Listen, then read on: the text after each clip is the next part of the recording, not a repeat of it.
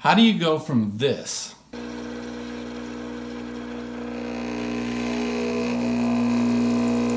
to this?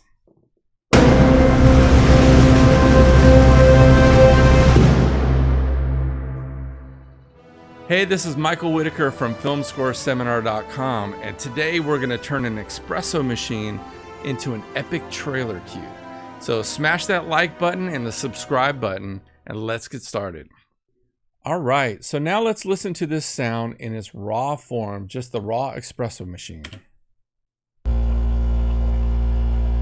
It's not very exciting, is it? Anyway, that's going to be the raw materials that we're going to build this really cool sound from. Now that I've imported that, I actually recorded it in my cell phone.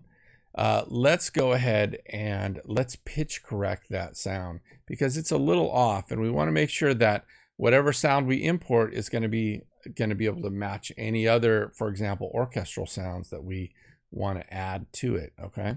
All right. So in Digital Performer, it's really simple. You click on the audio file, it opens up, and if you click on pitch, it allows me to move the pitch up and down, and so I can make sure that's right on. In this case, it's a B flat.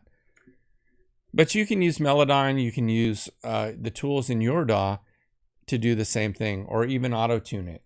From there, it's what we want to do is export that sound to a drive as a single sound. So I'm going to hit export on Digital Performer, and I'm going to bounce this sound to the hard drive, so it's just that raw sound.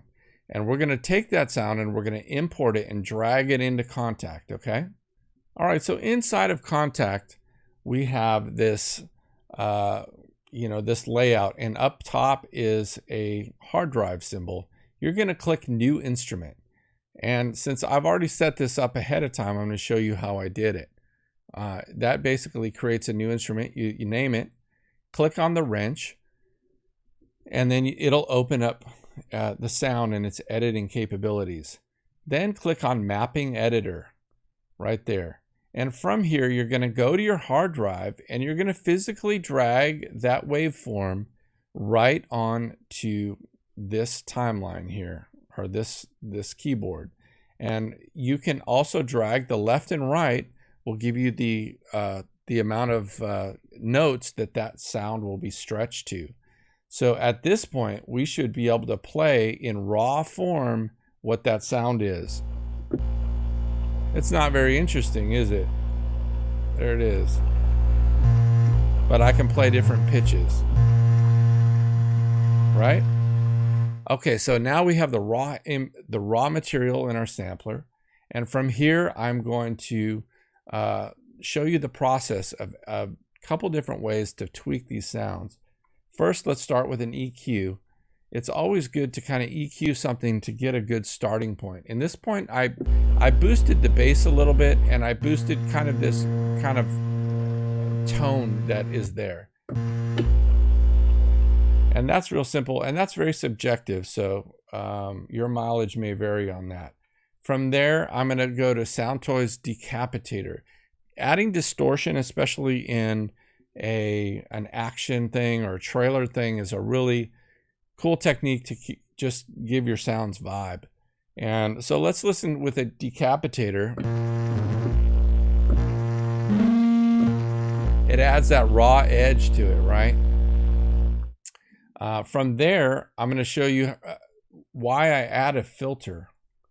So right here, I add the one knob filter from Waves, but you can use any filter. And you can assign this to a slider if you want. And you'll hear that kind of filtering out there. Right? So that's really important. You're going to want to be able to filter and manipulate sound over time to kind of change the vibe up depending on what you want. It also is a really good technique to get swells in your sound. From there, let's open Guitar Rig on it. And this is really going to change the sound. It's going to make it very guitarish. And this is just a rock preset.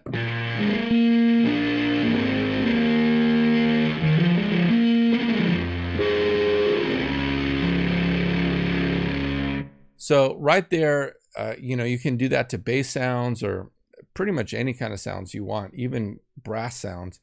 From there, now that I have that kind of guitarish tone, I'm going to go to a reverb and kind of smooth it out with Reverb. I love this reverb. It's expansive and wide, and let's listen to it.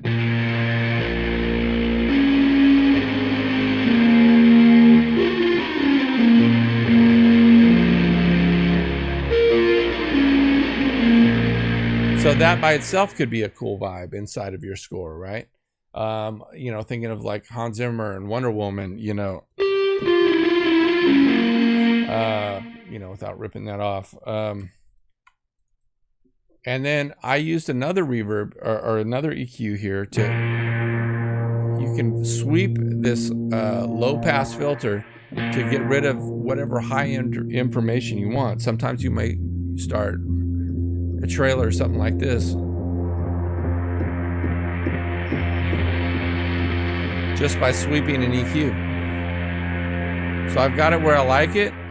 And now the final effect I want to put on this is Valhalla Shimmer. And this is a really commonly used plugin to get just a huge, expansive cinematic sound.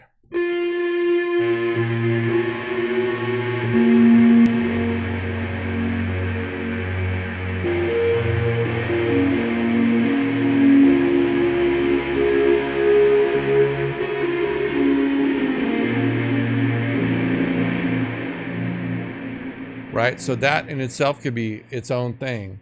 But from there, now we're going to tweak that sound and we're going to add some other sounds to it. Let's take a look. First, we're going to start with a bass sound. And one of my go-to cinematic basses is going to be Vacuum Pro. Vacuum Pro, it's really not that expensive, but it's one of the most intense, in-your-face cinematic bass sounds that you can get.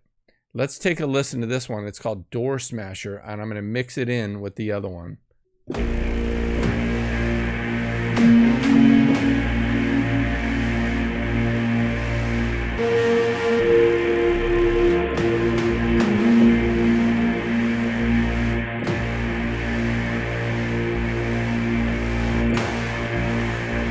And it just adds that punch to it.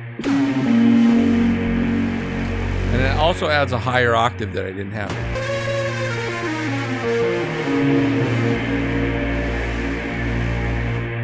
All right, next step, I'm going to add some cinematic sounds over it, meaning some brass. And we're going to go to the Pandora library here. And this sound in Pandora is a Sforzando brass in their tonal brass section. Let's check that out as we add this in to the next step, and check that out.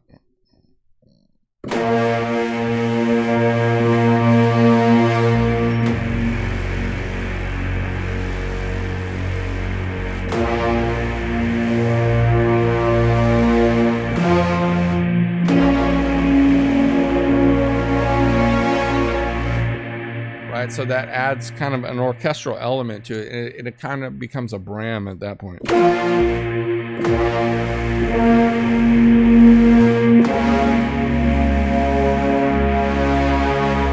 From here, I'm going to add a drum. I'm going to add the Dole drum from the ATIO library underneath this. And this is going to add more attack because I want more of a hit on that sound.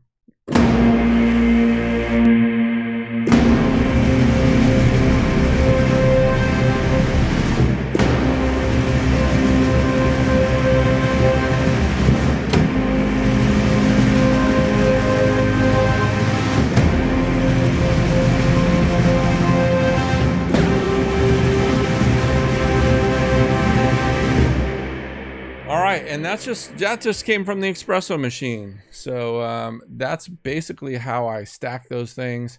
And the fun part is just trying different combinations, and hopefully you can see the way that I've stacked these sounds up so that we can get different vibes with different combinations of sounds. All right, I hope this lesson has been helpful for you today. And I hope it's also opened your mind to the idea that it's not just the orchestra that will make your score sound unique, but it's incorporating other sounds and coming up with your own sonic identity that's going to make you stand out from the rest. All right, for more lessons like these and to check out my entire film scoring course, go to filmscoreseminar.com. Happy scoring!